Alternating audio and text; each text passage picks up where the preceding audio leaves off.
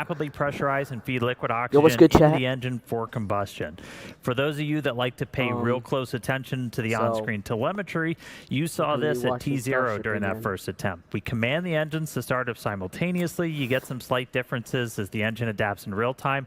But you saw 4 not light up, so 4 out of 33. What exactly happened? We have a launch constraint built in where we can only be down 2 Raptor engines at liftoff, so the vehicle detected more than that. We're out. Automatically aborted before the final T0, safely shut down all of the engines that started up. We dug through the data, and what we saw was some off-nominal spin response in the aux turbo pumps on 6 of the engines. So the most likely root cause was determined. We were collecting some moisture inside of the pumps from previous operations, which then froze when we introduced that cryogenic flight, propellant, they actually and had that either 4 slowed those engines go pumps out down or stopped because them of completely there from was spinning. So for this next flight attempt, we swapped in 6 engines that were already at Starbase, and we did a test back on Wednesday that allowed us to check out the newly installed engines and spin the aux pumps on all 33 after they were chilled. They also did check like out a their spin performance prime before we got into another launch attempt. 2 days ago, actually. We pulled a bunch of those engines off, as we said. We tested one on a test stand up at McGregor, helped screen for any other issues that might be hiding, and that one was actually able to do a full booster ascent burn. So got us in a good position for today. Even though we didn't get off the pad last week, we learned about the engines, the prop systems, how they perform in the flight environment. Already going to drive some changes to make Starship more reliable. We also got a real-world test of an abort that's designed to take place at one of the most critical dynamic phases of flight. We safely shut down 29 running Raptor engines, safeguarded the vehicle and the pad. A mountain of work goes into designing aborts. You've got software, hardware engineers just dreaming up bad day scenarios, how we want the vehicle to respond, just to give us the best possible path to maximize safety, preserve the mission and the hardware, so we're able to do that. All right, that was then. This is now Flight 13's second attempt. So things are looking really good at the moment. Just behind me here is the Launch Control Center. Everybody's on console, looking at the systems on board the vehicle and on the pad as we count down to liftoff. Propellant load is underway. I usually start the stream like about 30 minutes before launch. Last couple of things to settle out. We are targeting a liftoff at 5:51 p.m. Central Time. Weather today, you can see we've got blue skies. We're going to do a little weather corner here for a second because we were originally attempting to fly yesterday, and we didn't because of, we said, weather. I want to be clear, the cause of not flying was visibility. It had nothing to do with launch weather constraints. One of the key goals of this flight is to get very clear imagery of the tiles on Starship as we're flying it at a higher dynamic pressure. You can't do that when you have clouds completely obscuring your view through all of those critical phases of ascent. We're actually capable and legally allowed to launch into lightning because we've done a ton of testing, unique testing, analysis, studying aircraft capabilities, and it's designed because that's ultimately the cadence we want to fly at, like an airplane. We're going to utilize that new capability carefully, but we're very aware. We want to fly Starship as often as you could fly an airplane. You're going to have to fly in weather that historically would keep rockets on the ground. So we're doing that analysis, we're doing that testing to prepare for the future. Aside from weather, we're watching the range, both in the Gulf right here off Starbase and in the Indian Ocean. That's currently green. We are not tracking any vehicle or pad issues that will preclude a launch today. Speaking of the pad, that launch infrastructure, it's every bit as complicated as the rocket itself. It's designed to operate in some of the most extreme conditions on Earth. In case you missed it, we had some pretty cool insight into what it takes to launch the most powerful rocket on the planet in the second episode of our ongoing documentary, Starship. Okay, so engine chill is going to happen pretty soon. About 21 minutes, 40 seconds. Engine chill should start soon. My main focus is getting into flight. The thing that separates us from a lot of other companies is that we test fast and we test often, and that includes launches. We want to make sure the vehicle's all ready to go. We want to make sure the ground's all ready to go, but we also don't want to be caught in analysis paralysis. So the reason the main objective today is a 10-engine the reason the super heavy engines aborted at startup because of the aux turbo pumps on the last week's launch attempt. Two combustors from Apex Bank being pelted. there was a They had a problem with the turbo pumps. These things were holding like 5,000-6,000 tons of my propellant. God, the crazy plus part is like rocket you weight. can literally just see And it's like okay, well, him to why didn't scale you guys with simulate the that? pad. It's like, well, because we didn't have anything that weighed that much. Like, this is the first time we put anything on it that weighed that much. So there's just so much that you have to think about and then be very paranoid on.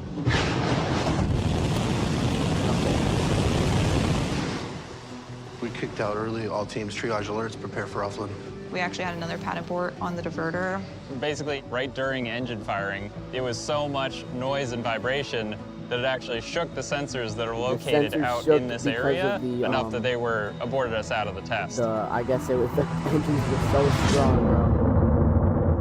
We went back, obviously, afterwards and looked at all the data and tried to come up with smarter ways to basically still protect the integrity of the diverter throughout the operation while changing our parameters so that we were making sure that we would not abort again.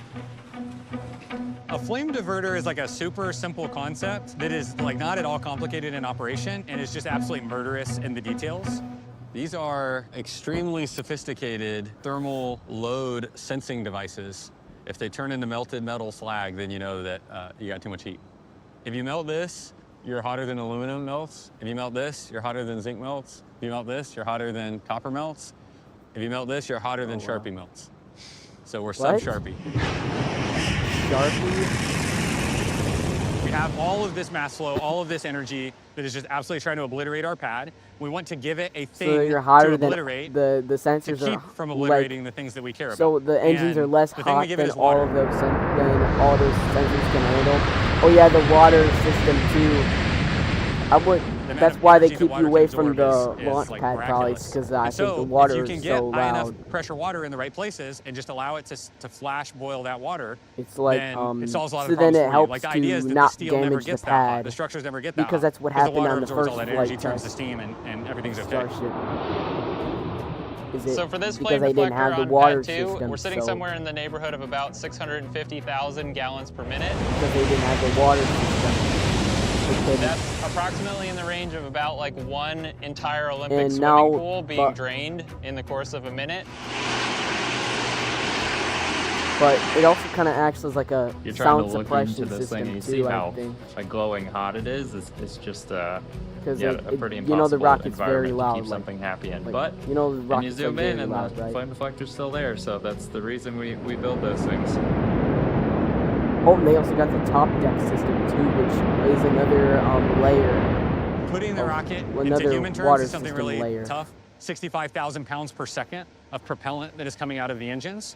And again, just like 18 million pounds of thrust, like what does that number mean? I think of like 11 Ford F-150 trucks per second just zipping out of the bottom of the rocket. It's like, imagine if you had the world's biggest machine gun, except for instead of shooting bullets, it was shooting pickup trucks, and it's just firing 11 pickup trucks per second out of the bottom of the rocket. It's like, do you think your stuff could survive that?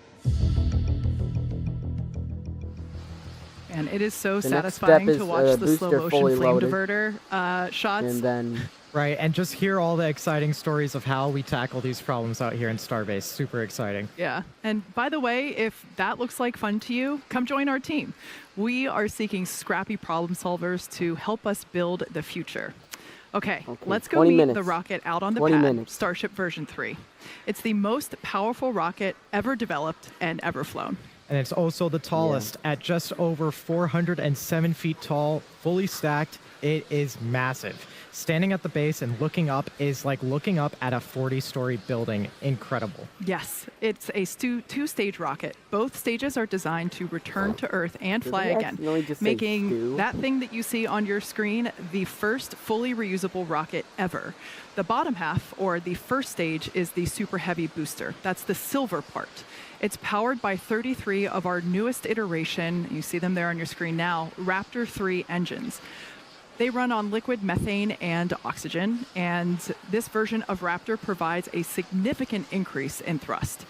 With that additional thrust, as you can see here by these comparisons, the version that we're launching today, version 3 on the far right, That version of Starship gets off the pad much faster than our previous versions. The one on the far left is, I believe, is actually the Raptor Flight 1 3 footage. is much more powerful than the other Raptor 2. And now Super Heavy has 3 grid fins, which you can think of as aerodynamic rudders. You see them on your screen now. I don't know why they went down to 3 grid fins instead of still having 4. They're 50% larger than on previous booster versions and are designed to support rapid reuse and a more stable atmospheric reentry. I love that shot there. And at the top of the booster, we've got the hot stage adapter. It's designed to protect the booster during separation, and now it's fully integrated for reusability. And stacked right above that is our upper stage of the rocket, or stage 2. It's what we call ship. It's powered by 6 Raptor engines, 3 optimized to sea level performance, and 3 for the vacuum of space. Ship's design could one day enable point-to-point transfer on Earth, meaning you could travel anywhere on the planet in an hour or less. Sounds pretty great to me. Sounds awesome. If the ship does land this time in the water, this is going to be the last suborbital flight of Starship. To Earth orbit, the Moon, Mars, and beyond. Then we can actually and see for the first time, we are carrying real Starlink V3 satellites to space. For more on that, let's head out to California, where Tyler is standing by with the team in Hawthorne. How's it going, Tyler? No, they actually have We're the crowd out over here. Nate. Thank you both. They actually I'm have Tyler the Hawthorne Lindquist, crowd and I'm a out here Starlink this business time. analyst here That's at gonna SpaceX. This is going to be a good now, for flight those then. of you who have been following along, the Starlink version 3 satellites have been designed to take full advantage of Starship's payload capacity. Good. And we're going to get our first look at those satellites today. Yes. The Starlink V3 is our next-gen satellite, and it includes meaningful increases in capacity, Starlink V3. data density, They're going to be and launching power real generation. Starlink satellites So we'll on be this adding flight, by around the way, 20 because times the capacity the into last the flights constellation they on had each Starship mission just as compared to the version 2 test satellites that we launched on satellites. Falcon. They had And dummy that means that we'll be payloads. able to serve more people all around the They world weren't and with actual. increasingly They weren't better actual high-speed satellites. internet. They were just like all like, Starlink satellites, the like, V3s are built at Starlink site in Redmond, They were Washington, just like fake where we ones. already build more satellites just than simulators. anyone else in the world today. Now, the V3 sats are designed to support 1 terabit per second of downlink and 160 gigabits per second of uplink capacity. That's approximately a 10 times improvement in downlink capacity and around a 22 times increase in uplink capacity from the version 2 Starlink satellite. Serving this capacity Launch to and from infrastructure customers are the is every satellites' bit upgraded as phased array complicated antennas. as rockets The upgraded themselves, phased arrays are fed and by is designed SpaceX's to operate in in-house some of the developed most chips that were extreme designed to conditions serve on Earth. customers more Learn more efficiently about in what it both takes densely to. and sparsely populated regions simultaneously. So that's And one of the each Starlink SpaceX V3 satellite posts. is also equipped with 6 high-capacity 400 gigabit space lasers. Okay. Now, these 6 lasers will allow high-bandwidth traffic to flow uninterrupted between any 2 points in the world with redundant paths across a petabit laser mesh network. And if that wasn't enough, the V3s will carry 4 quad-band radio frequency backhaul antennas. And these will take advantage of the Ka, E, V, and W communication bands, allowing for an 8 times improvement in supported capacity compared to the V2 sats. And that's a lot of growth in capacity and capability. And as such, the new satellite design requires more power. So the solar arrays on V3 will generate approximately twice as much power as the current arrays that we fly on the V2 satellites. And they're also optimized to reduce drag in the lower orbital altitudes in which these new satellites will operate. I don't know if I have to do this one more time, if they actually delay the launch again, if I have to do this one more time, I'm going to crash. Starship last week ahead of that first attempt. I'm not and doing this deployed, again, the Starlink team will only have about 20 I guess minutes I'll of just flight do it to as speed many run some of times these as they tests want me before the to. sat's demise in the atmosphere. I guess I'll just do it as many times as SpaceX wants me to. Tests such as I'm not being extending paid the by new solar SpaceX arrays to do and this. I'm antennas, just watching connecting because with ground it's actually stations, amazing. and turning on the It's actually satellite's the best. communication systems. It's actually W. And this It's is actually all fire, part bro. of SpaceX's iterative This is the process best. to technology advancement. From the very beginning, Starlink was designed to scale rapidly and Best improve rocket ever, continuously. bro. From production to launch and ground infrastructure, Starlink is uniquely positioned to keep pace with rising demand around the world. In fact, just last week, we rolled out the next generation Starlink kit, the V5, which is built for reliable, high-speed home internet.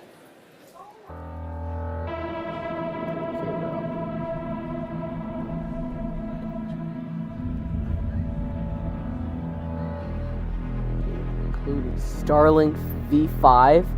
Oh yeah, that's the dish. That's the yeah, that's the thing that connects to the Starlink satellites. That's how you get the internet from. This is the Starlink V5's coming out soon, bro. chat. This is gonna actually be so tough, bro. It's gonna be so tough. All right, you heard from Tyler. A lot of work going on with Starlink. We've also started development on an entirely new satellite constellation, StarMind, our AI satellites. I got to sit down with Elon and Starlink's director of satellite engineering, Ian Dahl. We covered a whole bunch of stuff, really focused on what are the 3 limiting factors to making data centers in space a reality. First one we talked about was mass to orbit. That's where Starship comes in. We're going to need megatons into low Earth orbit, and we're going to be combining its full reusability and the really big payload capacity to launch the number of satellites that we're talking about, because we plan to deploy up to 1 million AI satellites. Use AI those for are going to function and stuff, as those orbital data centers using Starship for the high volume, low cost launches. Couple of really key reasons why moving data centers to space has advantages over building them here on Earth, which gets into our second limiting factor, which is power generation.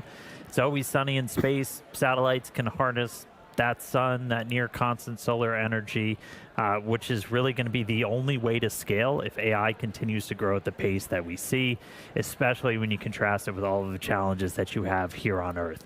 Within about 2 to 3 years, we believe space-based AI compute is going to become the lowest cost option as those launch costs continue to drop and Earth-based constraints continue to grow. It's going to just transform how Earth powers AI, unlocks the future. And then our third limiting factor that we got to go figure out is going to be chips, and we got to do that fast. And that's what we're doing with TerraFab. That's going to be the most epic chip building effort ever. Not just churning out really cool advanced chips, but also building a massive scale location to do it. We're talking 100 million square feet, so about 10 Tesla gigafactories. All of this together sounds a bit fantastical, a bit out there, but these are real steps that we are taking right now. I low-key don't really care about going to set us up to eventually become a galactic civilization. That sounds really cool. I mean, harnessing meaningful amounts of power from the sun, supporting all of those AI applications that are going to change our daily lives and making humanity a multi-planetary species. If you want to learn more, you can watch the full conversation on our website. Hopefully a link appears on the screen. If not, go look up StarMind. So the future is looking pretty sweet, but first things first, we've got Flight 13 ahead. Let's jump down to Kate and Nate for what's ahead. Thanks, Dan. Yeah, the future is built on progressive steps like today's test. So let's dive into the flight profile that we're going to see today. That's right. We've got an exciting day in store. So starting with liftoff, Super Heavy will ignite those 33 Raptor 3 engines right off of Pad 2 here in Starbase. They're going to launch it. Power through ascent ahead of hot stage separation, where the booster will shut down all but 5 engines at the bottom. Stage 2 will then light its own Raptor engines, pushing off from Super Heavy and starting our stage separation maneuver known as hot staging. You'll then have the directional booster flip using 33 engines, and after coasting for a few minutes, the booster today will target a landing burn and ocean splashdown a few miles off the coast of Starbase. Ship's going to keep the party going with its ascent burn to a suborbital trajectory, followed by deployment of those 20 Starlink V3 satellites. We also plan to relight a single Raptor engine. Re-entry is just a few minutes later, which should provide some amazing views thanks to Starlink. And typically we see some pretty fantastic views of the ship's blistering re-entry through the Earth's atmosphere. A plasma blanket will form around the vehicle, never prevails to provide epic scenes. And lastly, we'll conclude today's test with a landing flip, a landing burn, and a splashdown in the Indian Ocean. And with that, let's kick it over to Dan for a countdown update. Thanks, Kate. Good news. We just heard from the flight director. We are T-minus 10 minutes. We're a little bit past that now, not tracking any issues for launch today. Range continues to be green. Our range team hard at work, making sure we're clear out in the Gulf and in the Indian Ocean, where we're going to be sending the Starship. Weather continues to be gorgeous. Again, no clouds. We scrubbed our attempt yesterday, or didn't even try yesterday, because we had such poor visibility. Weren't going to be able to see those tiles on the way up. That's a key kind of experiment objective for this flight today. On the way up, and so we're looking really good with weather today. In the future, we'll see what kind of adverse weather we can fly into. We are capable and allowed to launch into lightning, but we're going to utilize that new capability carefully as we eventually continue to evolve Starship to fly it at an airplane like cadence. You can see the prop load there on your screen. We're just about closed out. Imagine the booster engines engines go out again. We just started propellant load. That's going to be crazy. in the header tanks on Starship. Those are the two smaller ones up top. If the engines go out on the boost back we'll burn hopefully again, be using bro, for I'm the actually in-space gonna... burn and a landing burn There's at the no way end if of the its booster... mission.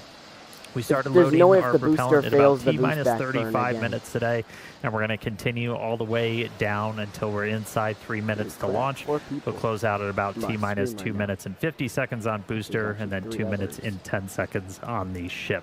So at the moment, we're looking good. That launch time, 5:51 p.m. Central, a couple of minutes into our window today. So we'll be back real soon. Toss it back down to Kate and Nate. Guys, that's a lot of fuel, Thanks, bro. Dan. Recently, NASA They're announced the astronauts for the ship, upcoming bro. Artemis 3 mission. All they have to The do Artemis is fill 3 those mission header is tanks. a crewed demonstration mission all they in have low to do is Earth just fill the orbit header designed to tanks. demonstrate critical systems needed for future lunar landings. Astronauts Andre Douglas, Luca Parmitano, Randy Bresnik, that's and gonna Frank be the Rubio, as Artemis seen there on 3 your mission screen, later they will crew the mission, next and it's year. slated for 2027. It's a great crew, and it's also the penultimate mission, the final test before Artemis 4 attempts to put astronaut boots back on the moon for the first time since 1972. We'll be launching a Starship with a docking port on the nose, so we can practice this is just going to be like the practice. With They're the just going to do it for Artemis 3. Key test Artemis comes 4, they're going to after actually docking, do the real where landing. We'll be able to test out maneuverability of the vehicles together while in space. This has the new importance as the revamped plan for lunar landings used Starship to do the burn, sending astronauts to the moon from Earth orbit. And one other cool ad, NASA is putting 2 SpaceX mini lasers on Orion to connect it to our Starlink constellation with the goal of enabling 4K imagery and video from the spacecraft while in space. So that's going to be pretty awesome to see. Awesome views for sure. Yeah, there's lots of excitement planned for next year as we all work together to send humans back to the moon. And speaking of sending humans to space, former SpaceXer and current NASA astronaut Neil Menon is actually up on the space station right now as part of Expedition 74. And he captured these sweet photos of Starbase during an ISS flyover. Hi, Neil. We're all waving back at you, buddy. It's awesome to see the whole picture here as there's lots of facility and infrastructure development going on. But Starbase isn't alone on that front. Yeah, it changes every day. Yeah. But talking about other locations, work is well underway in Florida to get pads 39A and Slick 37A ready for future Starship launches potentially later this year. Starship launches from Cape Canaveral are key to hit the necessary launch cadence to get back to the moon, build a moon base, head to Mars, all the exciting stuff ahead in the future. Yeah, exactly. And that future gets closer and closer with tests like today's flight. And with that, we are just under 6 minutes until launch. So that brings us to terminal count. Almost 5 minutes. Excitement is definitely getting traction down here as the crowd is gathering just behind us on the lawn outside. And happy to say, still not a cloud in the sky. I feel like they might have to hold at T-minus 1 Dan, how are things up at Mission Control?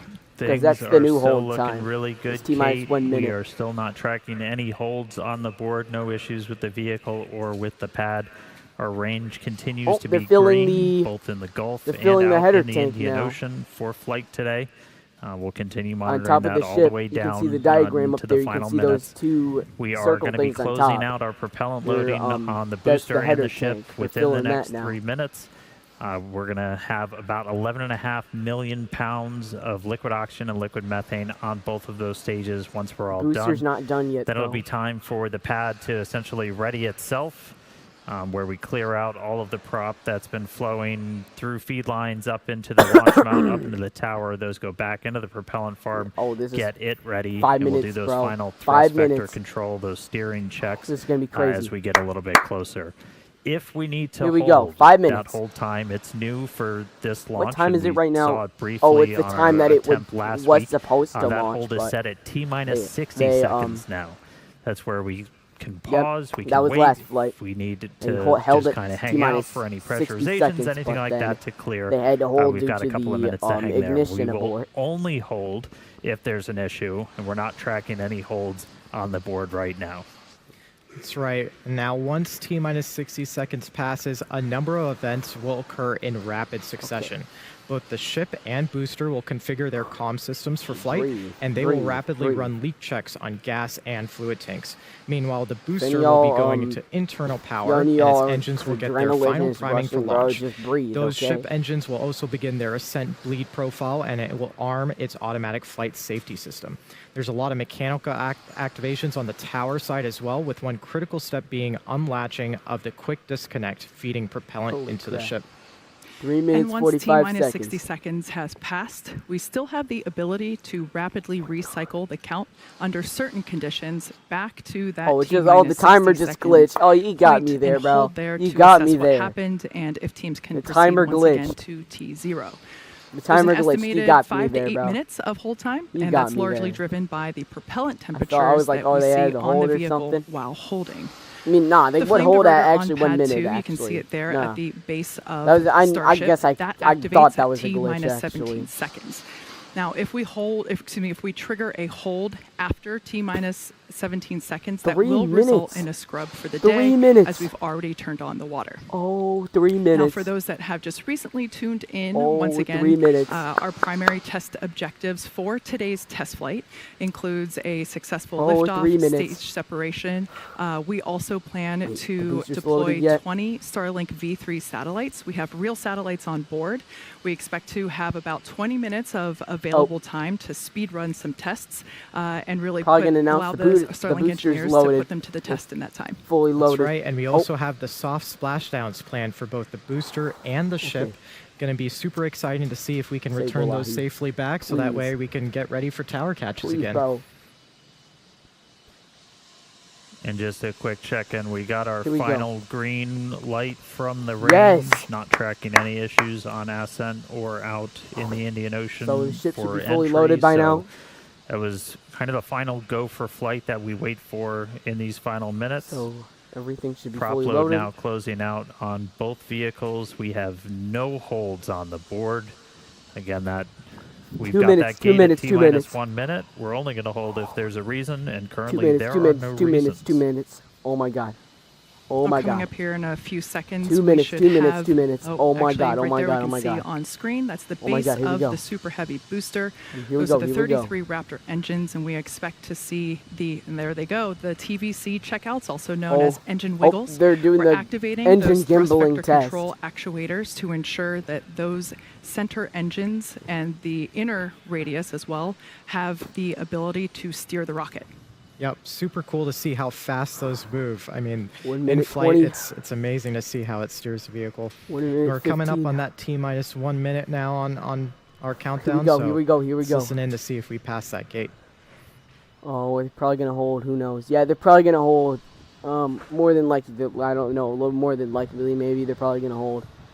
Hold. I think. Oh, they're good. They're good. All right, we are through the gate. First time that they didn't hold on 50 Starship seconds to V3, bro. Starship getting ready to fly.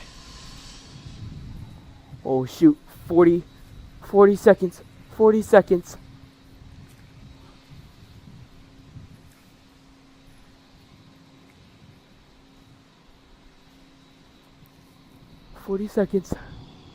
Oh my God. Yo. Flight directors go for launch. Let's go. Go for launch. Let's go. Come on. We got this, baby. We got this. 17. All right. Here we go. 15 seconds. 15. 10. Minus 9. 9. 8. 7. 6. 5. 4. 3. 2. 1. Oh!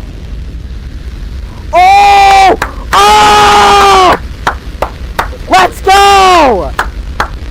Oh!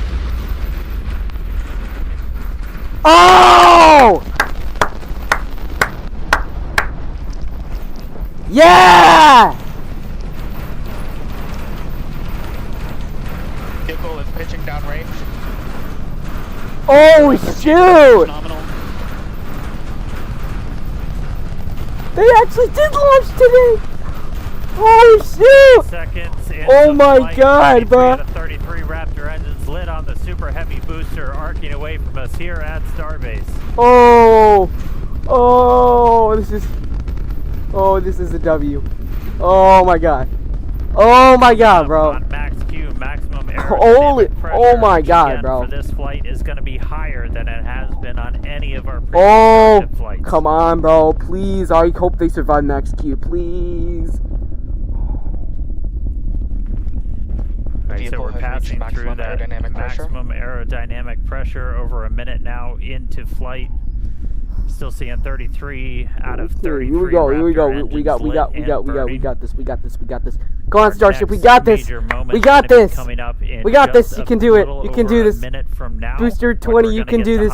Booster 20, you can do this. You can do this. You can complete the boost back. You can complete boost back burn. You can complete the boost back burn. You can do this. And then we're going to ignite the 6 engines on the ship while it is still attached to do that separation.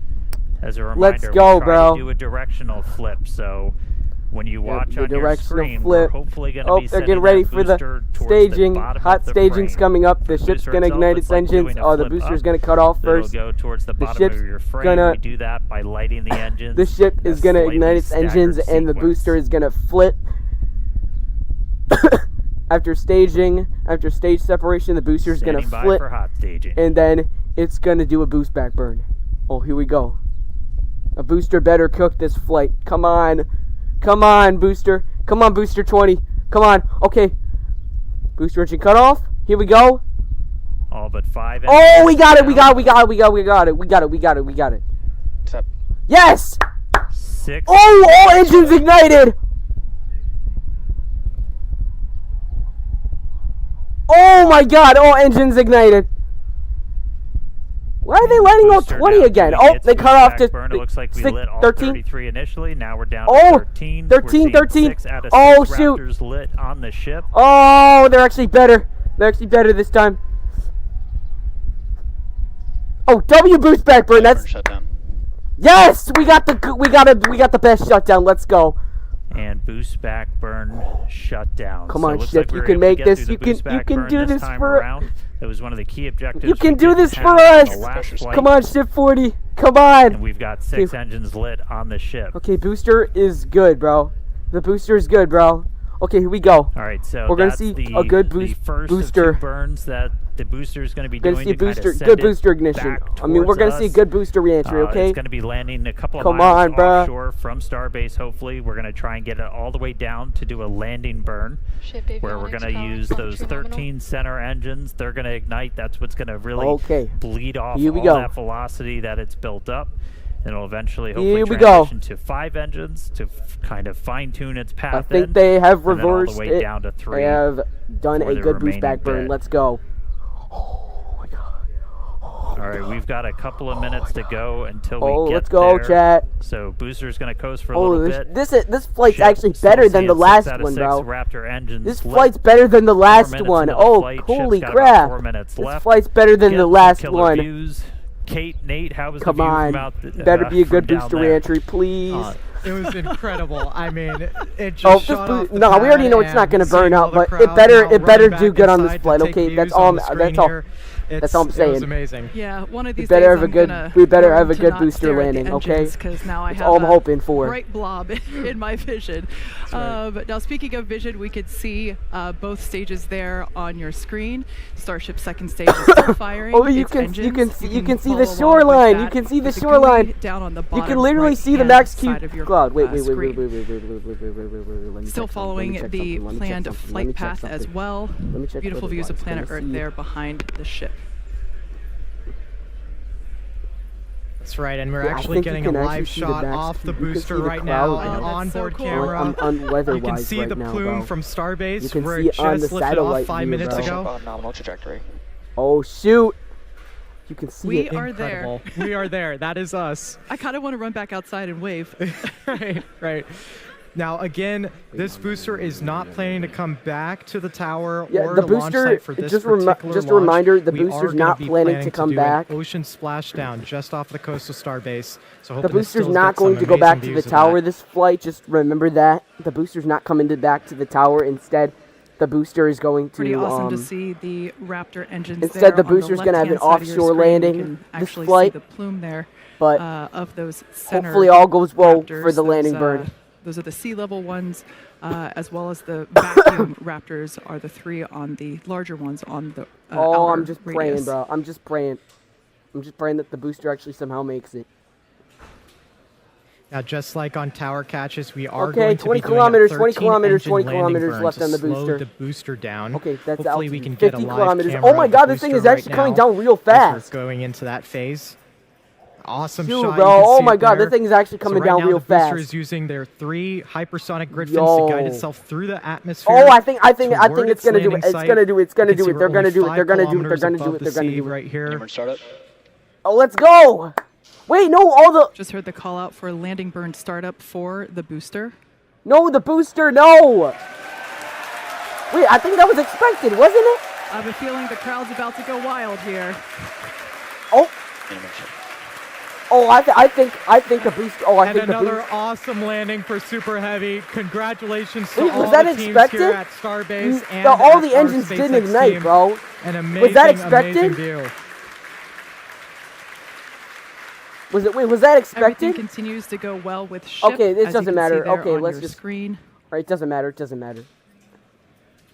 Okay, we still got this. Yeah, we've Oh my got god, we have about all a engines. minute left All engines on ship with are the still ship on. engines on. Just looking at the booster real quick, it didn't look like we lit all 13 engines that we were planning for that initial landing burn. We were targeting a softer splashdown, and as you saw, it came in with quite a bit of velocity still. So landing velocity did look a little bit high, but really cool to make it all the way back this time to that landing burn. We'll dig in, figure out how to turn on all those engines. Oh, that was not. And then get to a full landing. That was not very soon. fortunate. But all eyes on ship. We are just. So they did not ignite all engines, I guess. They had a failure. About 8 minutes well, I mean, they had a anomaly that didn't cause all engines to ignite. Sounds like and we the ship just got the sonic boom. Yeah, we sure did. That was awesome. From the booster splashdown. They got the. We heard the sonic boom from Star Factory because it's right near the launch pad, and that's a good shutdown.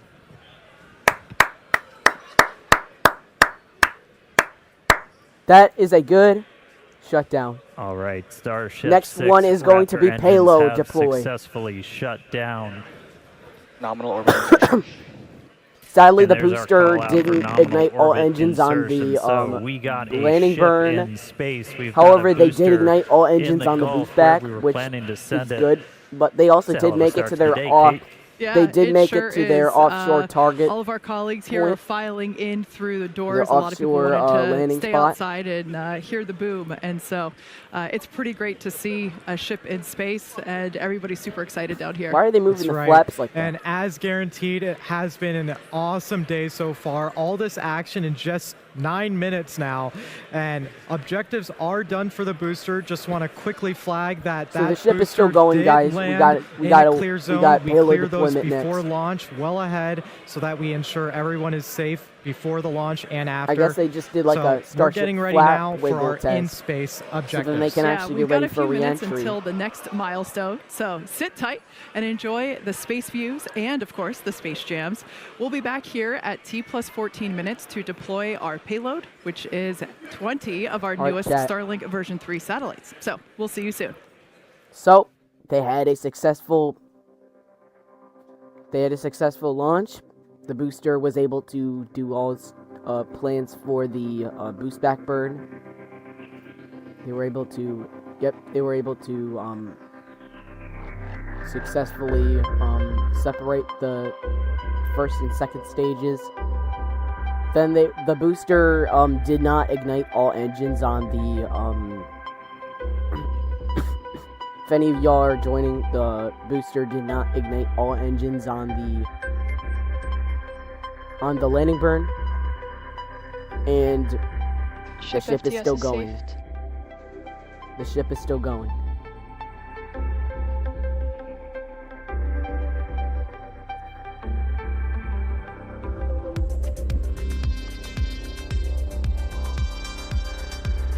Okay.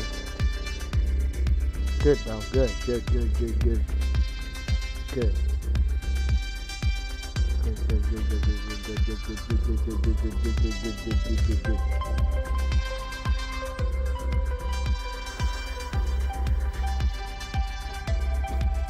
So they're going to come back at they're going to come back at like T plus 14 minutes, so then we can do payload deployment. Because then we have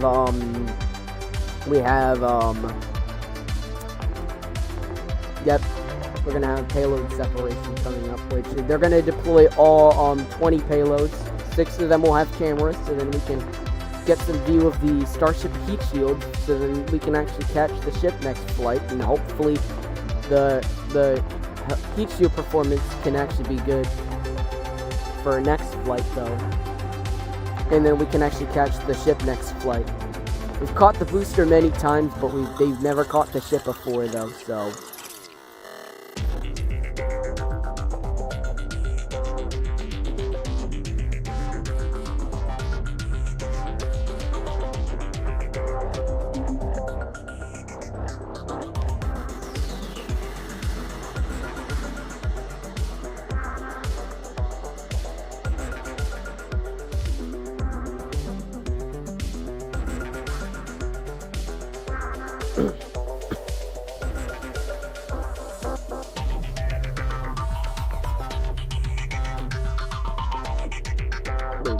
Let me check the NASA Space Flight views. Wait.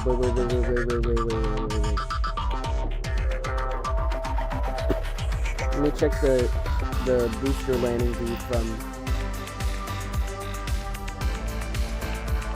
Wait, we're gonna see the booster landing views. I'm gonna watch it on my phone, but NASA Space Flight has landing views of the booster. So we can actually see, because they actually had the onboard cameras. I want to see what it looked like outside. So we're just gonna watch. I'm gonna watch it on my phone, but NASA Space Flight has some views. Has views from the booster of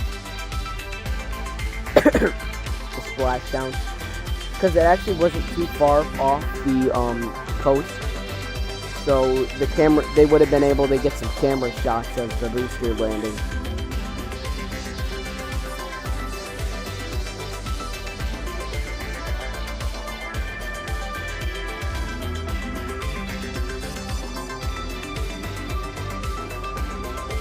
Are they gonna?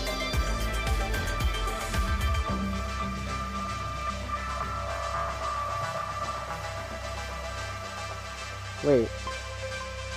Oh.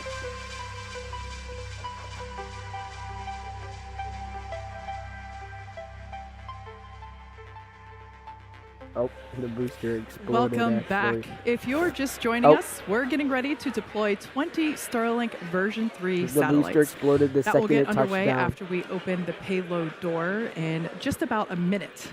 Now, for those of you that perhaps missed the previous 14 minutes, this is so they the actually are going to deploy real payloads this time. 20 of them, 6 of them are going to have cameras, so then they can see Starship heat shield if y'all are coming back separation. Now.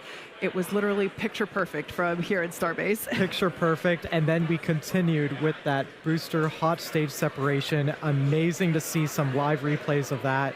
And, of course, the booster performing its own boost back and landing. Yeah, ship continued for about 8 minutes with all 6 of its engines and made it to the second engine cutoff, should be at, where we heard maybe good like orbital 16 insertion minutes. and we've been coasting in space for when does the it last say what few happened? minutes. Now we're getting ready to deploy our very first real Starlink version 3 satellite. Oh, they said payload deploy start will happen at 16 minutes 40. Okay, so, yeah. Now we won't have the same views as we did on Flight 12 of our payload. We don't have those cameras on board these Starship version 3s. That was a Dodger Dog exclusive, but we will be able to see them deploy from the ship. Oh.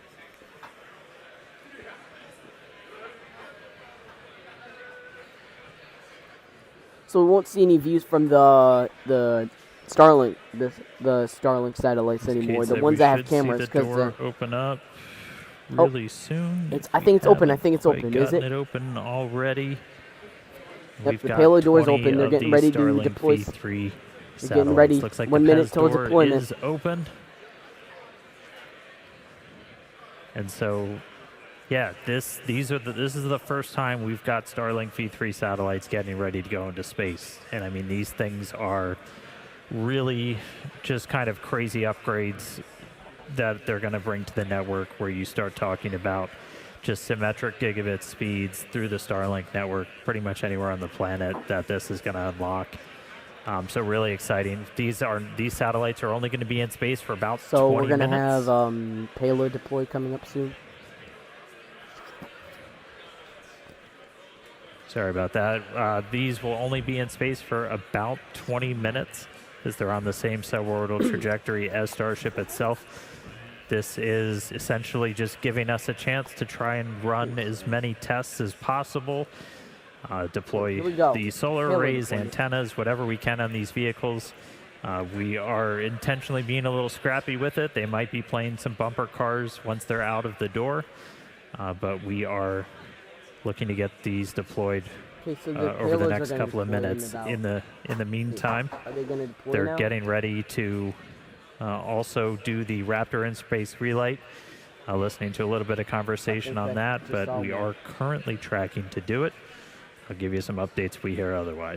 Oh, you can see it.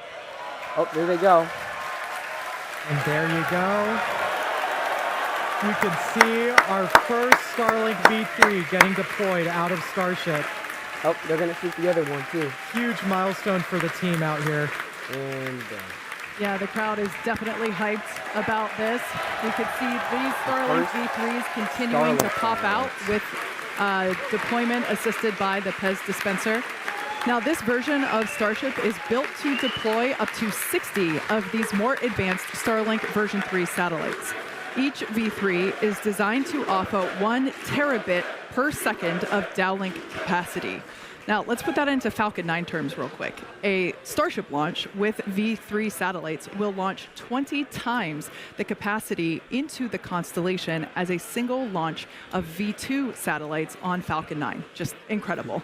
And anybody that follows Starship, you know that the views that we're being treated to right now, the views we get during those re-entries, that's made possible by Starlink. Yep. It's given us just this unprecedented look into Starship as it's flying through space, hurtling through the atmosphere. It's powering the dozens of cameras we have on board. It's giving us real-time data on every system that's telemetered on board that vehicle in real time. We use the exact same constellation to power all of our cameras that we have out in the field here in the Indian Ocean. So really powerful technology for just connecting you no matter where the heck you are on the planet, off the planet. So thank you, Starlink, for letting me watch this stuff as we fly through space. It's pretty awesome. We get about 240 megabits per second of data rate. Oh, we have the next payload Starship, which everybody in the spaceflight community knows that's pretty insane when you're usually dealing with single digits on some of the older systems. So gives you a lot of insight, gives you a lot of ability to just rapidly iterate, know what the heck happened when things go wrong. But looks like we're seeing some more satellites get out the door. We do have cameras on some of them.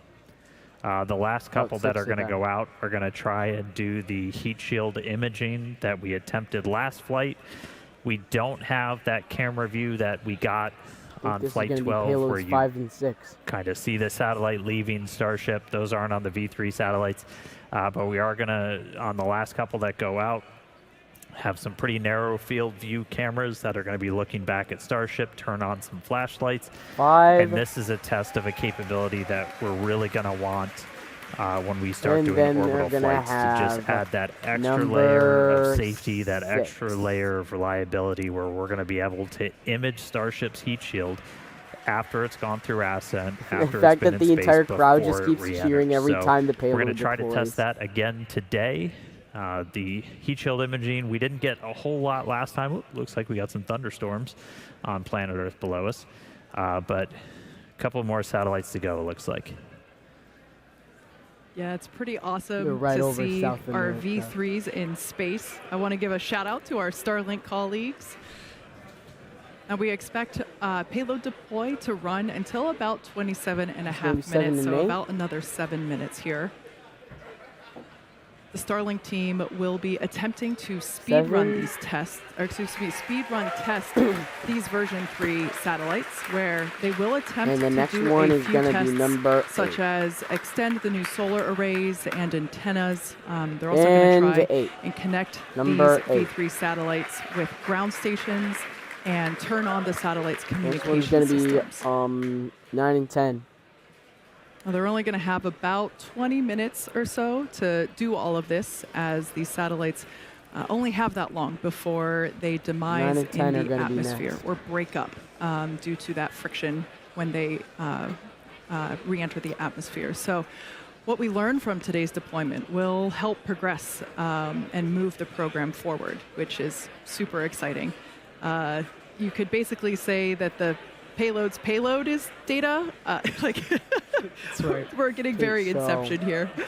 Now, in addition to those tests for Starlink, for the Starlink team, 10 left. As Dan mentioned, 6 of the satellites have been modified with engineering cameras to help scan Starship's heat shield. That will help inform our analysis of Starship's readiness for future catch returns back here at our launch site. So for those that might be unfamiliar, we are currently capable of catching our super heavy booster, and we've done that a couple of times.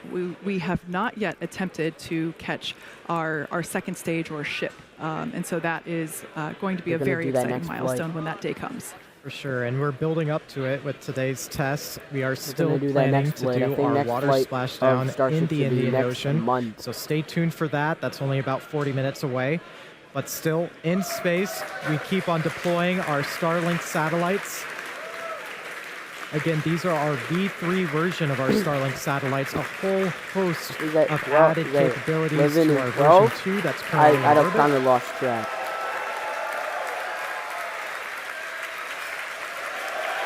What is that, 13 and 14? And this is our team here at Starbase, Texas. These are all of the team members that have helped build the vehicle, that have built the Pez dispenser, and got it ready to fly today. 15, amazing work. Now, for those of you that have just recently tuned in, there is a spaceship in your screen, we promise. Right now, the ship is in orbital darkness, so we don't have any available sunlight from the sun to help illuminate the scene. But what you can see moving out from that smally lit space, those are the V3 satellites as they are being deployed. And essentially, the ship is illuminated from the inside, and so we're able to see the light come out through the payload door. Right. Just a really small sliver of light at the top. That's our Pez dispenser. That's how we're both loading our satellites into the rocket and deploying it. It's pretty novel. We've got about 3.5 minutes still left of our payload deploy sequence.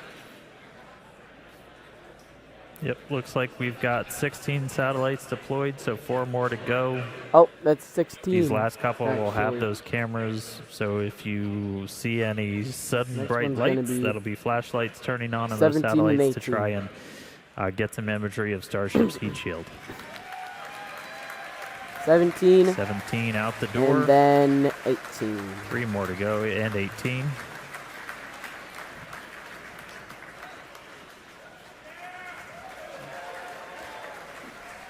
This one's going to be 19 and 20, the final 2. While we wait for these last 2, we did confirm we are still go for our Raptor relight demonstration a little bit later in the flight today, so we will be looking to relight one of those Raptor engines on ship. And that'll be our next major milestone after we get through these final 2 satellites. That's going to be 19 and 20. 1920, the final 2, and they're going to close the payload bay. Yeah, just at 25 minutes into our flight, it's crazy to think that we're already screaming at 27,000 kilometers an hour, 200 kilometers above the ocean surface. Amazing. Yeah. Now, for those of you that lost count, we have deployed almost all of our 20 Starlink satellites. I believe our last count was at 18, so we should be seeing 2 more. And we're very excited to see our version 3 satellites in space. And these are fully, these are real satellites. They're not just demonstration sats like we had last time. These are going to basically have a 20-minute lifespan where our Starlink engineering team will attempt to perform a number of tests and really speed run those tests during that time. Right. And in terms of satellite lifespans, 20 minutes is it's the shortest you could possibly get, but hopefully in that 20-minute time frame we can really try and ink out as many tests as we can. We can see the light from the cameras. It looks like we might have some light from the This might actually be cameras. light from one of the Starlink satellites. As we mentioned before, a few of them, 6 of them actually are equipped with flashlights to look back at Starship as we want to image the heat shield and understand the heat shield performance through the ascent phase, as this information is very important for us to know and understand as we prepare for operations that will enable ship to come back to Starbase for landing, for catch, I should say. Right. We are about 40 seconds away from that planned payload deployment sequence being complete. Okay, so we should have the final 2. Yep, looks like we've just got those last 2 to go. Oh, we got another These light. ones might be coming out. Oops, they're starting to see motion. We got 19. And wait. 19 out the door, one more. And we have 20. That's the last one. And now we got to close the payload bay. It looks like we got a crowd at our Hawthorne, California location. Some colleagues gathering outside of Mission Control there as well. That marks, if I'm not mistaken, our 20th. So our payload deploy sequence is now complete. Starship will now close its payload bay door and continue to coast around Earth to the Indian Ocean. Still a lot of major events to come today, including our Raptor relight burn at T plus 38 minutes, 58 seconds, followed by atmospheric re-entry, where the heat shield will be put to test and eventually our splashdown. So with that, we're going to go ahead and go on to another quick coast. Yeah, so sit tight, enjoy the views, and of course some more space jams, and we will come back here at T plus 37 minutes for our Raptor engine relight and of course Starship re-entry. The Raptor relight's coming up soon. I think they're going to relight one of those engines and then they're going to re-enter.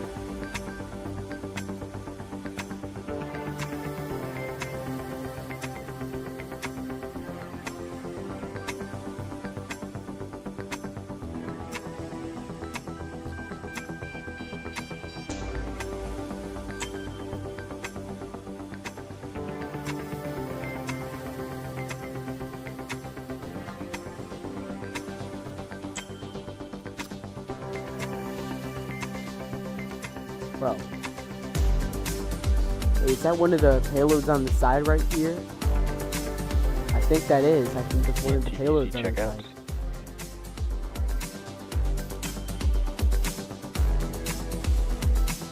That's one of the satellites on the side. That's one of the Starlinks. CBC checkouts complete. Oh, the checkouts are complete.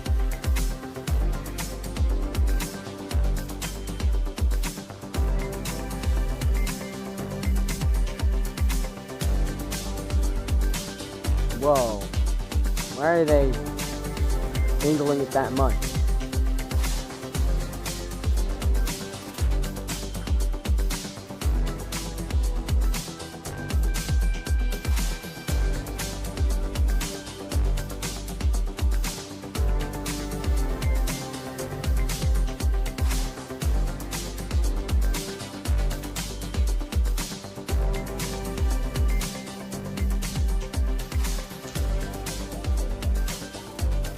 Almost to the relight. I think like 6 minutes left maybe.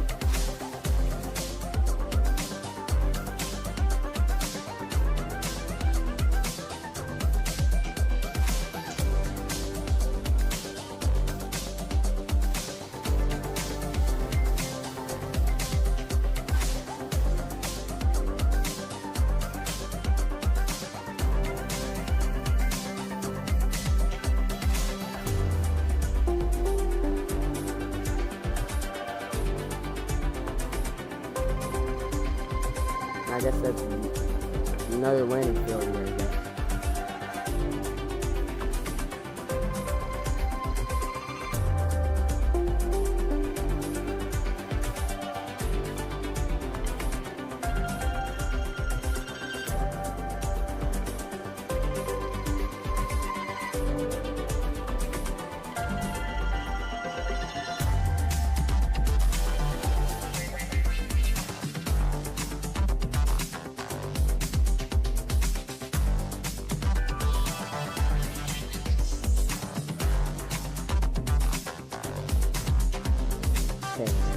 So, the relight should happen soon. Expecting the relight to start in the next few minutes.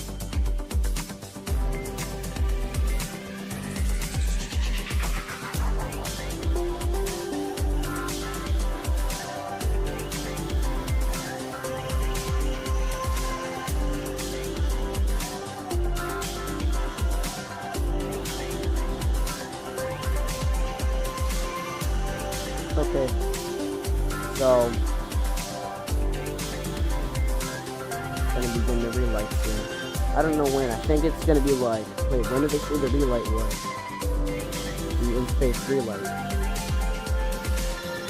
38 minutes?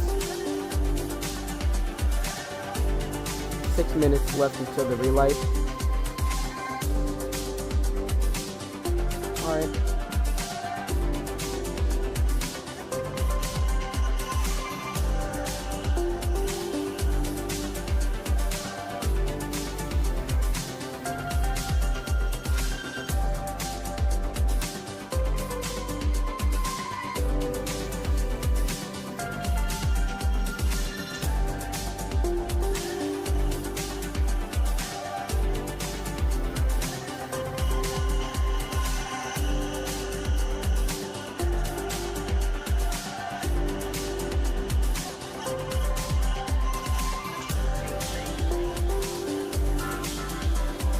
At their point, they're almost in daylight now.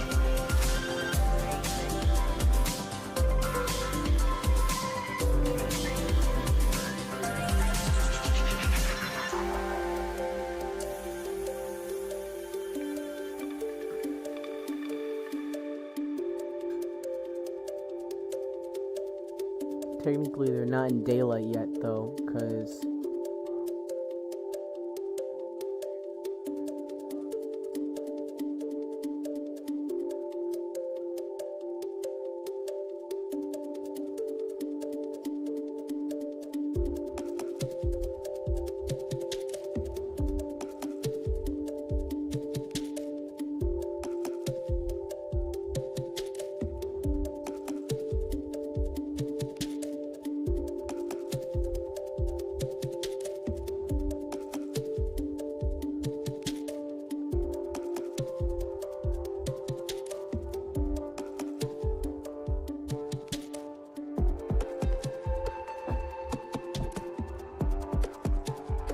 okay, so relight is in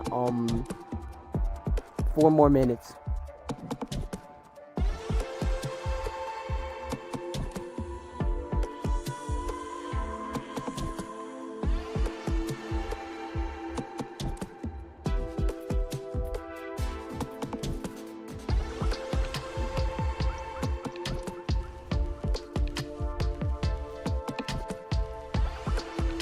Maybe like 3 minutes, I don't know.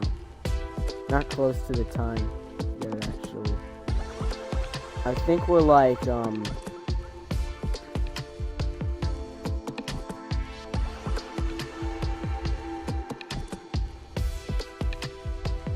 think we're about 3 minutes almost, but it happens at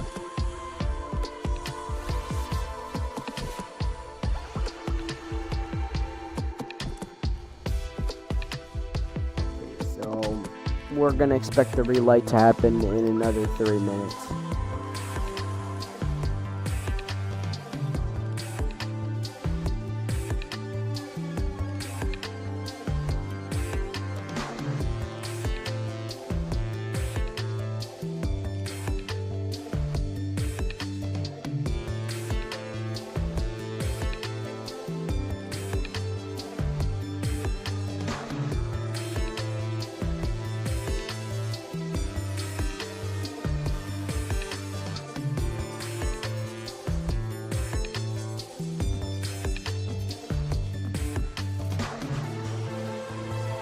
Because the altitude's actually dropping now. It probably has been dropping, but...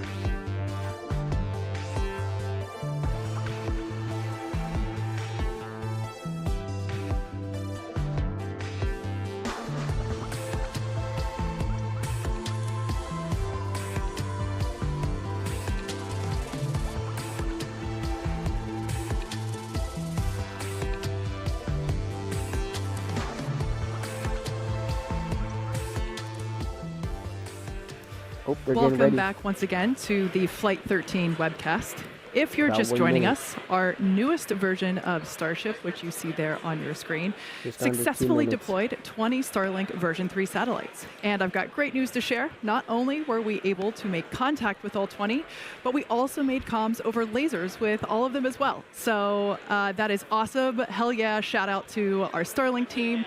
We're so thrilled. Yeah, huge milestone. And that's only 3 minutes or 5 minutes after deploying them. I mean, that's crazy. Amazing. And right now, we are expecting a relight of a single Raptor engine, and that's going to be coming up in just over a minute and a half from now.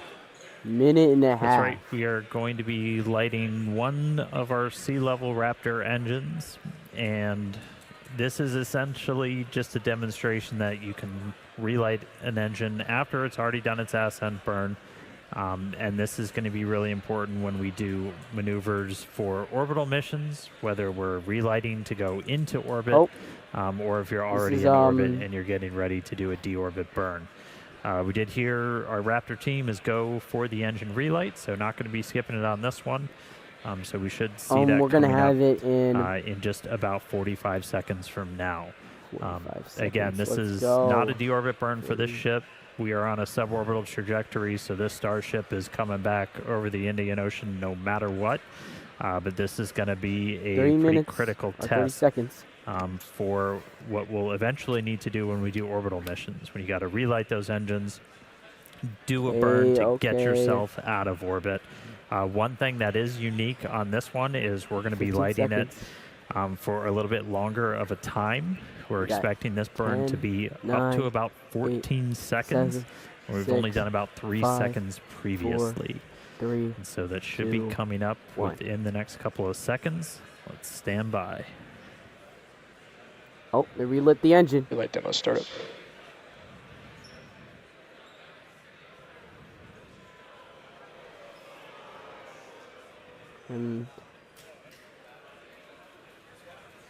You see relight there on your screen. Oh, they lit it even longer. And confirmation over the net. Relight shutdown. The burn has ended. Congrats to the team on this milestone. I mean, it's crazy to see how we can maneuver in space, and just another icing on the cake for today's mission. So we're going to be taking another quick break. We'll be back in a couple of minutes before re-entry, which is targeted for about T plus 47 minutes. So we'll see you soon.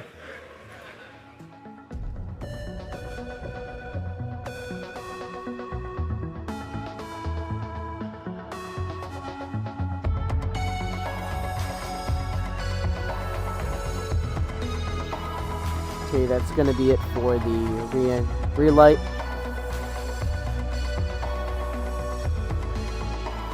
And we're going to begin entry soon. Re-entry. Starship will re-enter the atmosphere and land in the Indian Ocean. So you can see some of that glowing off the ship right there. I think that might just be light.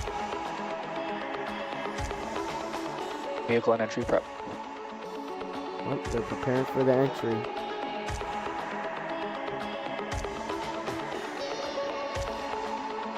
They're getting ready.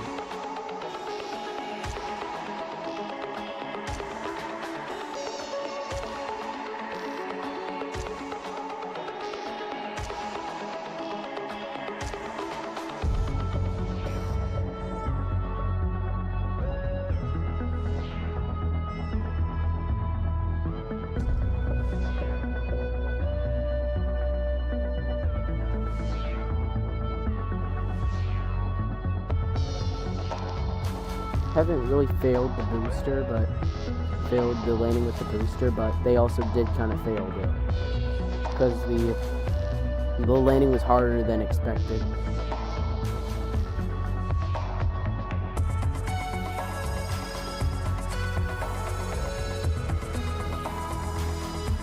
They were planning for a more softer landing, but instead they had a hard landing. They had kind of a hard landing.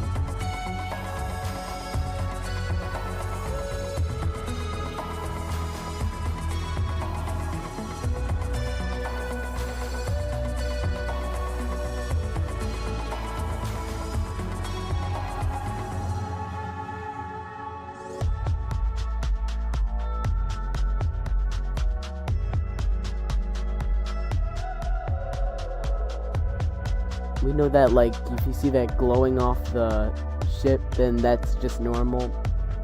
It's just, like, some sort of plasma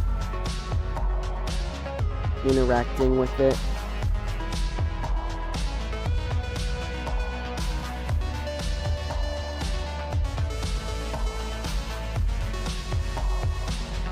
And so when do they expect the entry to start? Oh, 47 minutes. Yeah, that's a long time from now.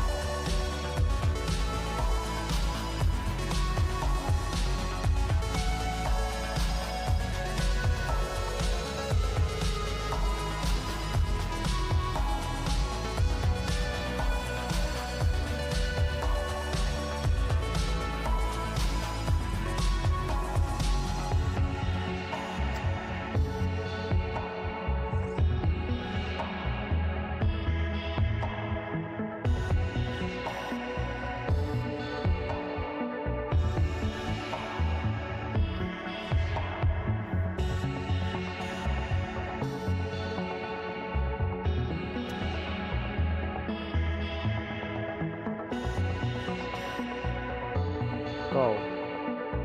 This flight is already going really good right now. Oh, they're getting ready for the re-entry. You can see some of that plasma start to build up there.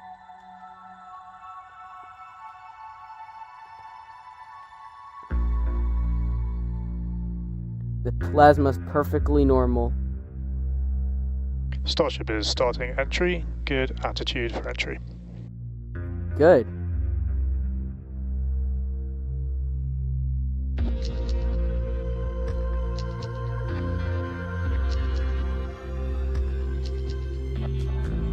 Hopefully nothing bad happens. Just hopefully. I just don't want to jinx it though, okay? Okay, I don't want to jinx it.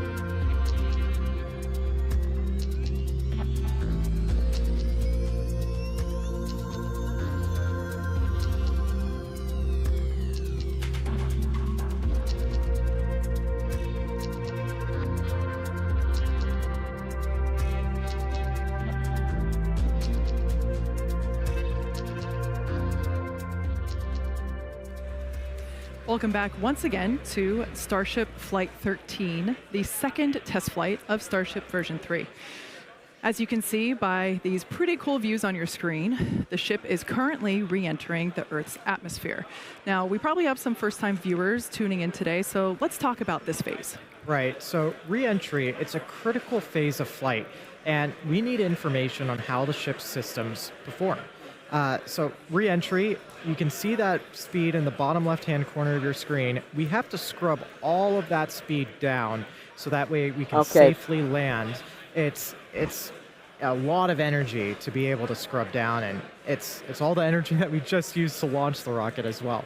So Starlink will also help us gather as much data as possible, which is really the main reason why we do these flight tests. I think not should begin soon, but you can already see the plasma build up on the ship evaluate how right there. How it works. Starlink provides us with one more path to collect data to help us rapidly iterate Starship's design. Yeah, exactly. And if the ship manages to again make it all the way through re-entry, we'll collect valuable data on the spacecraft flying through the Earth's atmosphere, and it's doing so at hypersonic speeds, or more than 5 times the speed of sound. Re-entry is typically a portion of flight where we don't have communications with spacecraft because it's re-entering at or around orbital velocity, which is roughly 8 kilometers per second or about 5 miles per second. So at those speeds, the spacecraft is moving through the atmosphere so fast that it creates a plasma field. So it's going to like slow down the ship a little bit. The atmosphere is going to kind of slow it down a little bit, which is kind of good. So it's not uncommon to experience brief blackouts in communication. Starship is designed to land on Mars where there are no runways or other humans to help out, which is exactly why we're testing this landing procedure that we're doing today. And we're doing these propulsive landings instead of more traditional means like parachutes, because propulsive landing. Control of the vehicle. You heard that call out. Flaps do have control of the vehicle. You can actually see one view, your screen moving around. That's actually a camera affixed to the flap. You can literally see the plasma like so as I was saying, build up on the back of it. Testing these, doing these landings instead of more traditional means. So that way, propulsive landing, we can enable more rapid reusability. Yeah. Now, we did just hear that call out. We should continue to hear some you can see the plasma right on the back of it. On the back of the flap right here, you can just see the plasma. Now, when we hear something called entry max heating, as well as entry max Q, that means that the ship has made it through the maximum heating and aerodynamic loads that it experiences as it returns. So, safe to say that if it makes it through those specific points, we're doing pretty well. That's right. So we'll continue to hear multiple callouts as we go through this phase. One of those callouts will be that the ship is transonic. We'll also hear another one when it's subsonic. Transonic will be referring to the period of flight where velocities of airflow surrounding and flowing past the vehicle are concurrently below, at, and above the speed of sound. So somewhere in the range of Mach 0.8 to 1.2. For reference, commercial jets have a range of cruising speeds because I've been watching all the Starship roughly Flight. Mach 0.74, I've been watching all the Starship Flights. Just for reference, that's literally between all of 480 miles per hour to 575 I've miles watched, per hour, 770 the ones I've watched live are I've watched the ones from like Flight 5 Subsonic, to another call out that you'll hear later on Flight in the stream. 2. Subsonic will and refer then to I watched speeds it that are live much at less than the speed of sound. So 5 at and this then point in flight, the ship's 5 velocity will through be slowing down drastically. And I've started So, the with ones I re-entry started well doing a underway, live we'll stream take on another was break last flight. and return just before the ship's landing burn, targeted for T plus 1 hour and 5 minutes.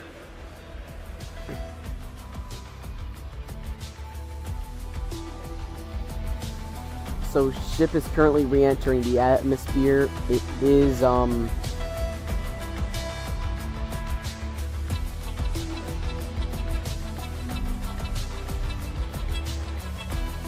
it's gonna like lower the altitude slowly because of the re-entry slowing the ship down.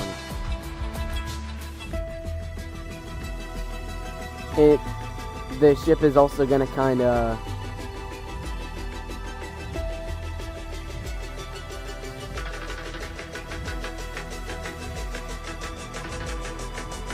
it's gonna it'll basically just like cause the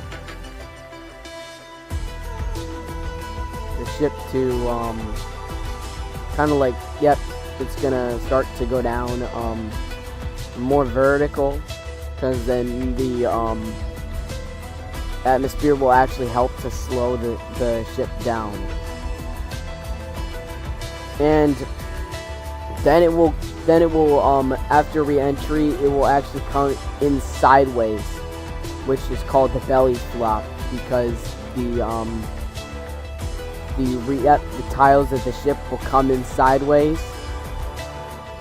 The ship will have the tiles facing towards the ground, and then once they get to closer to landing, once they get to the ideal height for the landing burn, then they will literally use the engines to flip the ship around, and then it will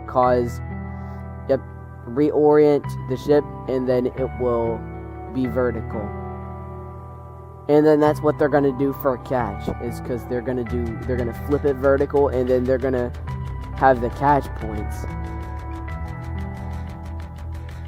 They're gonna have catch points help to have it.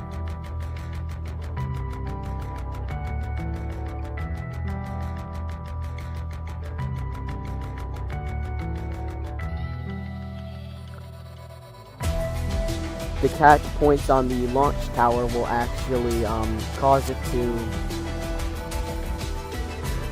will actually help it to basically like catch like the landing rails to help it position itself soft on the landing rails, and then boom, you got ship catch. But that's not happening in this flight. Instead, they're gonna splash down. They're gonna just soft land right in the water. But during re-entry, they're actually going to do this thing called a banking maneuver, because then they're going to do that because they have to orient itself in the right direction of the launch tower, so then they can actually get the direction right for the catch attempt. It can actually be in the right direction for the catch attempt.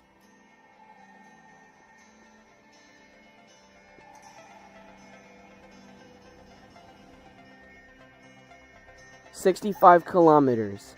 That is the altitude we lost the ship at on flight 3. Which this is the 13th flight test, which has been 10 flights ago. Was Starship Flight 3. They actually lost the ship at 65 kilometers. Because of the heat shield tiles, and the ship was also spinning way too much due to them not having any thrusters to keep itself oriented correctly.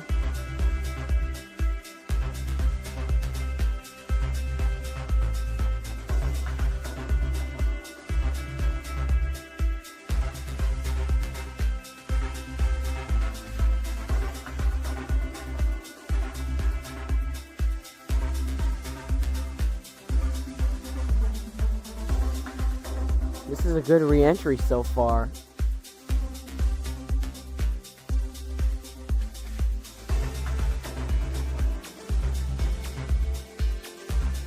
Nothing chaotic has happened. You should see pretty soon that they're going to head into daylight, which should appear on your screen pretty soon. It should start to get brighter because it's towards the ground. You're going to start to see getting a little bit brighter because they're now going to head into daylight.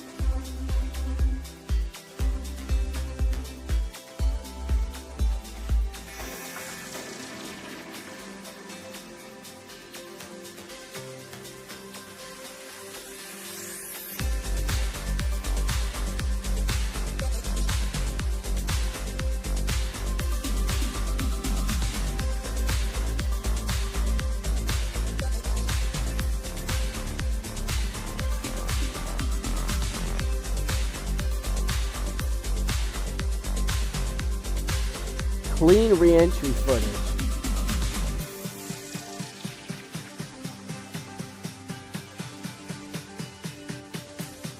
You might be like, is it like a still image or something? Nah, it's not an image. I mean, you can kind of see it because that thing right there gives it away. But if that wasn't there, then it would look like a clean image, but it's really not, though.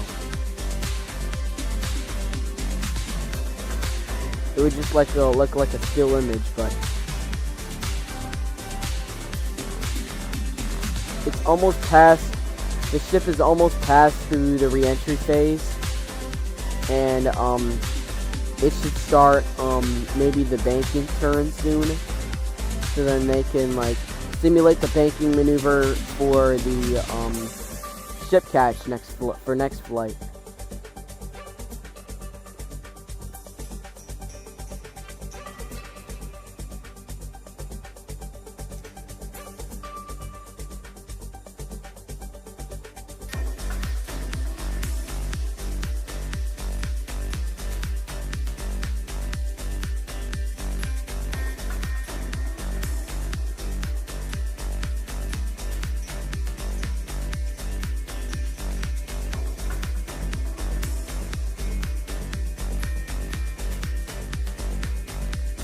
Wow, nothing bad is happening so far.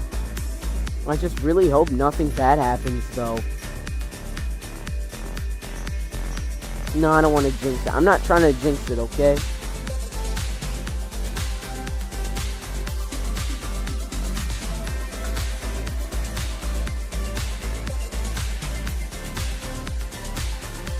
Oh, you can see going to daylight now. Yep, you're gonna see the ship going to daylight.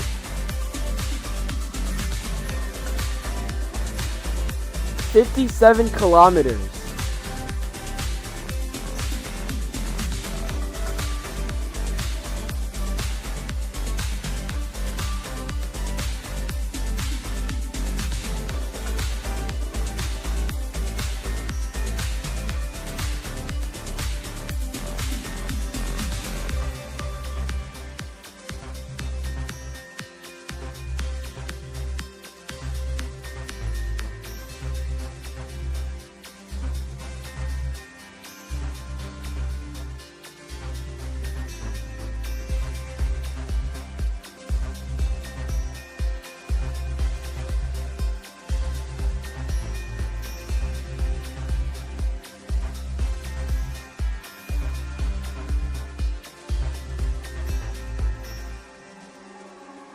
Yep, and you can see daylight now. On the bottom of the screen, you can see it might look like you might be like, oh, is it sped up? Nah. It just looks fast because of how fast the ship is going. Oh, and the ship should start the, it's gonna like go into a higher angle of attack. They're gonna like do like some movement. They're gonna angle the ship up a little bit, and then they're gonna angle it down for like stress testing, I think. Maybe. I think they're gonna do that. I don't know if they're gonna actually be planning to do that or not, but then they're gonna also go into a banking maneuver, which the banking maneuver will actually start to like simulate the turning into the launch tower for catch, which has happened last flight in the flight before, on flight 11.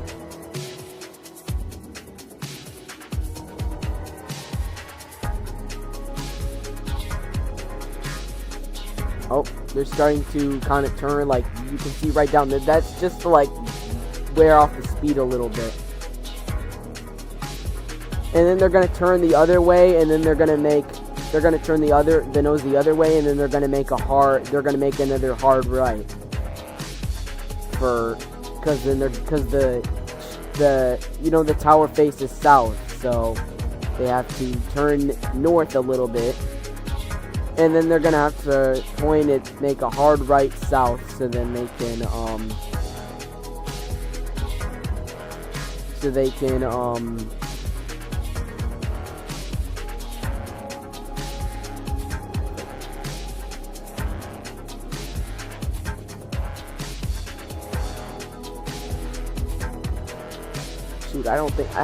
this pop-up thing on the bottom isn't going away. I might have to.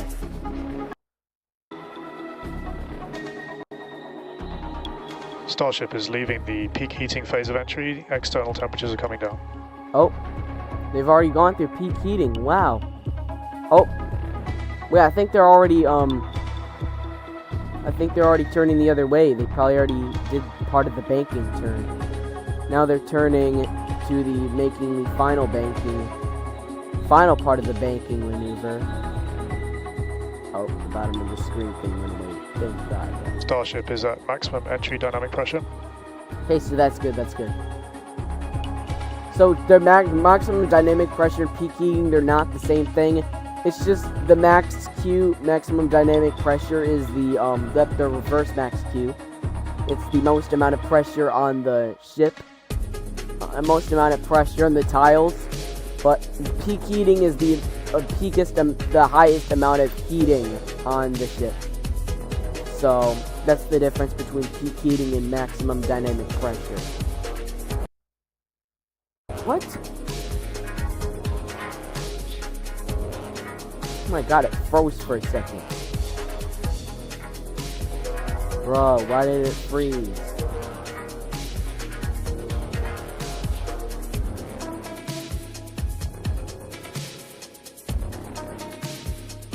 Why are they still angled in that direction? Are they still angled that way, or is it just like a sensor error? I don't know. Oh, the landing's coming up soon.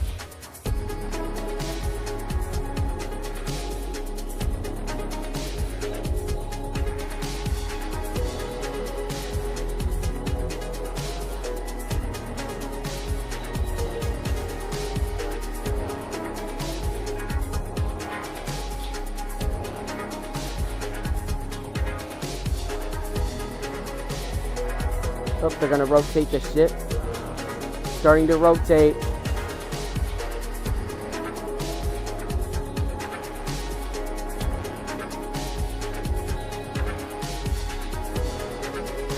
As you saw last flight, they're going to Starship is executing the swoosh maneuver.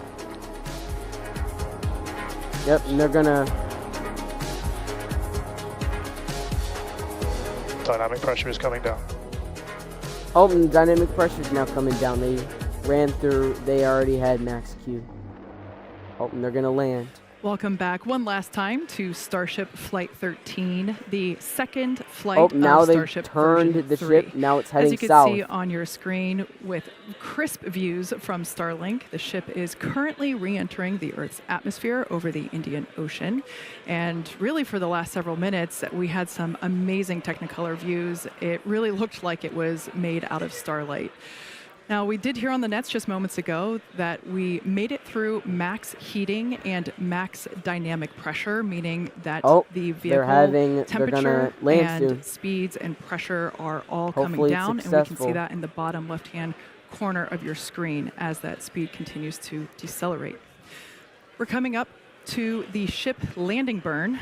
The landing burn's coming up soon. Pretty much everybody's favorite part of Starship test flight days, and that's going to be coming up here in just about a minute or so.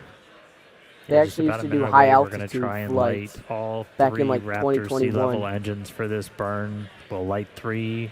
Because they had to make sure that they were go down to 2 upper as we stage get was close ready down to the for water, down mode to a final 1 engine before we flight. hopefully execute a nice soft splashdown. For an integrated test flight. If we've got our buoys and drones in range with the recovery team, they're going to be standing by to try and get some additional views of Starship's heat shield, which from one of our initial looks, it did pretty well on the flight uphill, but we'll continue to dig through all the visual data as we get it. Suborbital test flight has finally ended. Real stress tests or anything. And they have the final approach we did maneuver. You heard our full turn. landing Larsh flight controller call out. We were doing the swoosh maneuver. This is kind of the final maneuver that we plan to have Starships they made a full turn to Starbase do. That will essentially hook them out over the Gulf. Oh, and they're going to land. They're going to do the landing burn soon. Over Tower 2. Here we go. But about 10 seconds away. Look for 3 Raptors, the 3 in the middle, to light up. Do a flip. Let's see if we can get this thing in the water. Oh. Come on. And then we have it. 3 sea level flip. Yes. Let's go! Down to 2. Oh, down to 2. Starship and descending into the Indian Ocean. Water landing, and yep, you're gonna see explosion after tips over, and we're in the water. Wait, it didn't explode this time. And it's a soft splashdown in the water. Whoa! Oh, it actually caught fire for a second. Actually caught fire. Wow, that heat shield looks better than ever. First time it didn't actually explode. That is the softest splashdown we have ever had with the Starship there in the Indian Ocean. And somehow it didn't even explode. Somehow it didn't even explode. I was expecting it to explode. Soft splashdown, much less have the vehicle stay afloat. And now it's drifting away. The teams are super hyped here. Wow. That's the end. Starbase, Texas. Oh my God. First flight before the ship catch. Last suborbital flight. So serenely last suborbital flight. So this is the last one expected. Extended views. Wow. Like I said, we're really pumped about this. I want to check in with Tyler. Tyler, how is Hawthorne feeling about Lucky Flight 13? Hey, Kate, we are so excited about another successful Starship test flight and those gorgeous Starlink views that we had. And we can also confirm that we managed to make contact with all 20 of those V3 sats. So it's a massive day for us. So congratulations to everyone at the team at Starbase, for Starlink, everyone here and around the company who've contributed to the Starship program as we make progress again towards a multi-planetary future. So thank you everyone for tuning in. That's a goodbye from Hawthorne and back to you guys at Starbase. Thanks so much, Tyler. Now, for anyone who perhaps missed the action, I suggest that you rewind the clock. Wow, look at that view of the Starship heat shield tiles. You can really see how the atmospheric re-entry, how it disperses the heat around the edge of the vehicle. I don't think we've seen quite that close before. Never. And honestly, however short-lived that ship standing, bobbing in the water is, that is insane data for our team. It's unbelievable that we were able to keep that ship afloat. Now, we promised maximum excitement, and Starship V3 delivered. Congratulations to all of our teammates at SpaceX and to everyone who supported the Starship program. And thank you to all of our future customers for your support. Yeah, as you could tell, the crowd really enjoyed that Nemo cam for a moment. We'd also like to thank the fine people of Cameron County, as well as the Coast Guard, the Federal Aviation Administration, and the government of Mexico. The amazing views do not end, so be sure to follow SpaceX on X for updates and more of these exciting shots that we didn't get to feature on today's broadcast. And to get an inside real-time look at the teams bringing this incredible rocket to life, check out the latest episode of our documentary series, Starship. And of course, thanks to all of you for tuning in. And we're going to head back up to Dan for some additional thoughts. Yeah, I'm losing my mind right now. We are still getting views from on board the ship with it in the water. Like, we had tried in the past to do these splashdowns as softly as possible. We experimented with rolls. This is the first time we've put an intact Starship in the water. This is a dream scenario for the team that's trying to get this heat shield data. Normally, you're working with a slightly charred Starship in the water, and now we have one intact. So the recovery team is moving in with their drones. And we have one from the engine view. Views from Starship. It is sending these via Starlink from the other side of the world while it is floating in the water after flying through space. Like, this is just completely surreal right now. This is just a mountain of data that we're going to get back. This is going to be so critical for refining the heat shield, everything else. And the really good news is all of these views that we're seeing, you're looking at a pretty intact looking heat shield, which, as a reminder, we were flying at a significantly higher dynamic pressure, so putting way more stress on this vehicle on the way uphill. And it's sitting there in the water, and I mean, look at it. Do they have any tiles missing? I'm a little bit over the moon on this. I know a lot of our team is just fascinated in the control room behind me. I mean, everybody is psyched. Everyone's gathered around their computers looking at these close-ups that we're getting of these heat shield tiles. 18,000 of them. That's true. I mean, you can probably count the ones that are missing right now on one hand. Like, this is just absolutely incredible. And the fact that, like, the cameras on board the ship are still sending back video is just a little bit surreal. So, wow. Lucky number 13. Hell of a flight for Starship. Get it all the way there in the water. Really great day for version 3. So, whew. All right. As Kate and Nate said, we're going to keep releasing more of this. Stay tuned. We've got some really cool stuff from some of the onboards that we caught, so keep following us on X at SpaceX. Whole bunch more cool imagery from launch, from the flight that's going to be coming out soon. Yeah, Yep, let's just close on that. I mean, look at Starship in the Indian Ocean. That's fantastic. Still intact. We'll see you all back here for the next flight test of Starship version 3. With that, we'll say goodbye. All right. Chat, what a good flight test.